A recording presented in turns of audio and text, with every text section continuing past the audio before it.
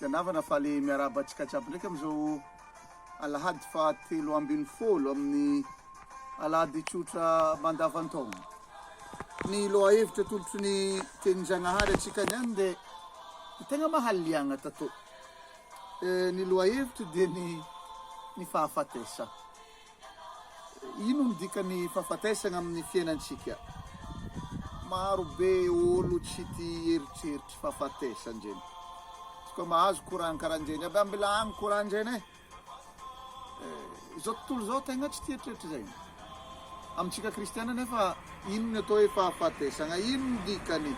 Amintsika kristiana ny fahafatesana dia fitraofana amin'ny Janahary, fandalovana miala amin'ny fiainan-to, mandeha amin'ny fiainana feno, amin'ny fiainana tegna izy, amin'ny fiainana misy ny hafaliana tanteraka, iombonana, iainana miaraka amin'ny Janahary. Ny vakiteny voalohany nalaigny amin'ny boky fahendrena, toko voalohany, mikoragna amintsika raha farany hely aroa. Ny voalohany dia ny zavaboary jiaby dia namboarin'ny Janahary tsara aby. Hitantsika amin'ny boky Genèse rehefa mahavita raha raiky Janahary, zavaboary araiky, dia ozy ny ten'Andriamanitra hoe hitan'Andriamanitra fa tsara izany. Raha jiaby namboarin'ny Janahary tsara. Ny faharoa, Janahary nanamboatra ny fiainana. Janahary tsy nanamboatra fahafatesana. Ny fahafatesana dia vokatry ny fahotan'olombelogno. Vokatry ny fahotan'olombelogno no natonga ny fahafatesana, no nidiran'ny fahafatesana. Fa Janahary nanamboatra fiaina. Janahary nanamiatsika ny fiainana. Oza teo hoe le raha jiaby namboarin'ny Janahary tsara. Mila tsy adinantsika zegny. Ary ny vakiteny voalohany dia manambara fô Janahary nanamboatra ny olombelogno tsy ho amin'ny fahafatesana fô ho amin'ny fiainana. Fohely le vakiteny voalohany.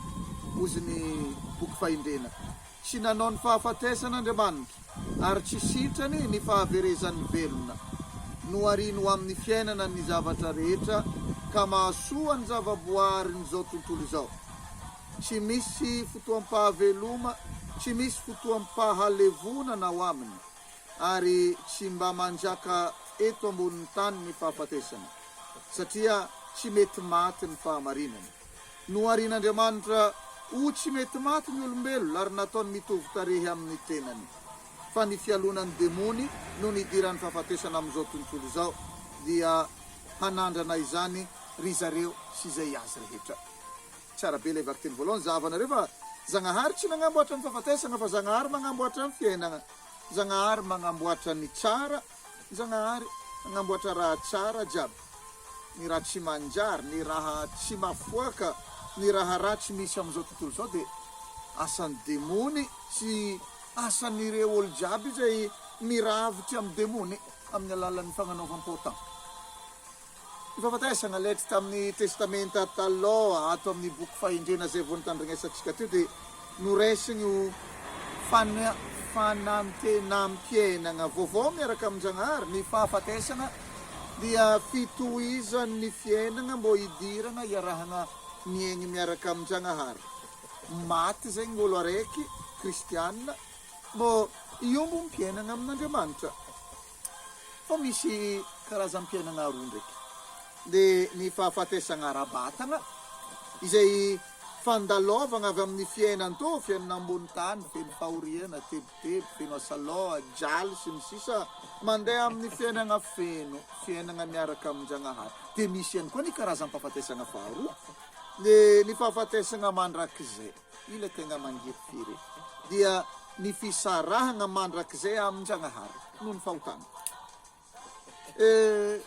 Ny kristianina dia tsy miaigny io fahafatesana mandrakizay io, fô mandalo amin'ny fahafatesana ara-batana mbô hidirana amin'ny fiainana feno, fiainana tegna izy izay amian-Janahary atsika.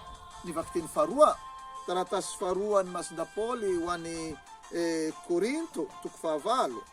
I Paoly mampirisiky ny kristiana tao Korinto mbô hagnampy ny olo mafiregny, hagnampy ny olo sahirana, hagnampy ny olo mijaly ao agnatin'ny eglizy, indrindra ireo olo mafiregny tao agnatin'ny eglizy Jerosalema, ary mampirisiky mbô ho tsara fagnahy. mamporisiky Masindapoly mbô alalatagna amin'ireo olo mafireny, amin'ireo olo mahantra, amin'ireo olo mijaly. Ino moa no antony zegny ara-teolojika dia ny anehoagna ny koinonia zany communion, fiombonana ke angalagna tahaka an Jesu Kristy zay ambaran'ny Masindapoly ato amin'ny ivaky teny faharoa ozy ny Paul hoe fanadiam-panankarena aza izy dia tonga mahantra nohony aminareo mba ampanankarena anareo ao amin'ny fahantrany. Zahavy fô ny fahantrana amin'ny Masindapoly dia tsy hoe misère, tsy hoe le volagnintsika tsisy ny kiva. Ny fahantrana amin'ny kristianina dia ny fahaizana mirasa, ny fahantrana dia ny fahaizana mizara, dia ny fandraisanao anjara amin'ny jaly sy ny fahasahiranana mahazo ny hafa. I Kristy dia ny aigny karaha olombelogno jiaby ny jaly, ary maty nan'olo tegna teo ambony hazo fijaliana. Ny magnami, ny mirasa, tsika rehefa mihira zay manome sy mizarazara, ny kely an-tanany ho any hafa, basambatra. Zay boka tadiavin-Janahary amintsika, atsika mirasa, atsika mafoy tegna, atsika magnami, atsika mandray anjara amin'ny fahorian'ny hafa, atsika magnampy. Ny tanjona tian'ny Masindapoly apetraka moa ino? Tsy ny fahantrana agnatin'ny eglizy, fô ny fahaizana mirasa. Ozy Masindapoly atao mivaky teny faharoa, ny fitoviana ihany any ka ozy Paul hoe tsy tokony ho isy mahantra agnatin'ny eglizy, fô izy koa misy ny mahantra dia tsy maintsy mirasa, tsy maintsy mifagnampy, tsy maintsy mifanao antohana mbô hiahignana ny mahafianakaviana raiky atsika. Ny evanjely Masindamarika toko 5:22 ka hatramin'ny 7:3 mitantara amintsika fahagagana roa. Dia ny voalohany ilay viavy nitsidrata agnatin'ny 12 taogno naivagna rehefa nikasika an'i Jesu Kristy, ke Jesu Kristy nideranazy noho ny finoagnana anagnany.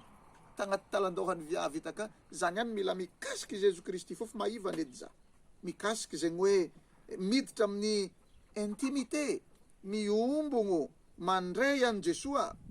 Viavy to niditra tagnatin'ny fiombonana tanteraka amin'i Jesu Kristy noho ny finoany, ke natonga an'i Jesu Kristy nideranazy tamin'ny farany nagnano hoe ny finoanao no nahavonjy anao. Ny fagagana faharoa, Izaira manana zanaka viavy efa marary mafofo aty, mandritra izy miaraka amin'i Jesu Kristy andeha andragno ananjy mbo ampahivagna izanany viavy, igny fô nisy nagnaraka ny volagny zanakanako nefa vahe efa maty, ke igny koa mbola anahiragnanao imetra to, aloha ody malakilaky maladiladiana fô maty zanakana. Ao Jesu Kristy tamin'ny Zaira naregny zegny, Zaira tohizo fanagnanao finoagna. Ary Zaira tsy nisaraka tamin'i Jesoa, ary tonga tandragno dia niditra tamin'ny tragno misy razana io. Jesoa nandray ny tagnany zazaviavy io, ao Jesu Kristy hoe talita kum, mitsangana, mifoaza. Nitsangana niaraka tamin'izay ilay zazaviavy, dia namiany Jesoa ny ray aman-dreny dia nasiany namiany any. Marobe ry kristianavana ny fampianarana azo tsoahigny avy agnatin'ny evanjely to, fô raha raiky fogna no alaintsika se foa ny lava loatra courant. Dia ilay tenin Jesoa tamin'jareo olo nivorovory ny amby mipaty take, ao Jesu hoe nagnino moa nareo no mitabataba sy mitomoagny? Tsy maty zazaviavy fô mandry, tsy maty akory raha zazavavy fa matory. Ia satria ny fahafatesagna amin'ny kristianina dia fandalova, ny fahafatesagna dia torimaso. Aozintsika rehefa misy avatsika nody mandry ampiadana. Ny fahafatesagna dia tsy fahataperagna tanteraka fô fandianana amin'ny tegna fiainana. Ny fahafatesagna dia fandianana amin'ny tegna fiainana, iombonana sy hitraofagna amin'ny Zagnahary nagnamboatra atsika. Dia tsika mianakavy iaraka ivavaka maragnana an'izao fotoana zao. Ababe, merci aminao. Ataovy azonay ny fampianaram-piainana mianao zay hainy any, ary izao tontolo zao no tsy mahazo ary tsy te hafantatra aby fô ny fahafatesagna dia tsy hoe fiafaragna tanteraka.